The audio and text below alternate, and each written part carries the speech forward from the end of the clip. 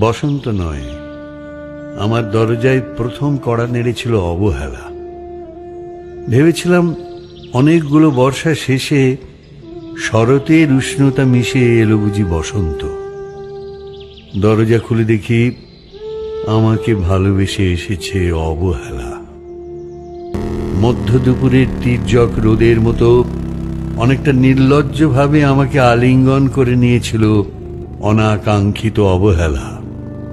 আমি চারপাশে তাকিয়ে দেখেছিলাম আমার দিন দশায় কারো করুণা বা আরতি পেখম ছড়িয়ে আছে কি না। ছিল না। বৃষ্টিহীন জনপদে খড়খড়ের রোদ যেমন দস্যুর মতো অদমনীয়, তেমনি অবহেলাও আমাকে আগলে রেখেছিল নির্মোহ নিঃসংকোচিত।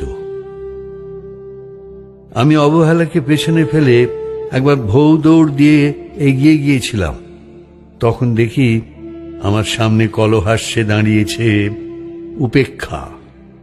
উপেক্ষার সঙ্গেও একবার কানামাছি খেলে এগিয়ে গিয়েছিলাম তোমাদের কোলাহল মুখর আনন্দ সভায়। কি মিলেছিল? ঠোঁট উল্টানো ভর্ৎসনা আর অভিশপ্ত অনুরার মতো একতাল অবজ্ঞা। তাও সহে গিয়েছিল একটা সময়।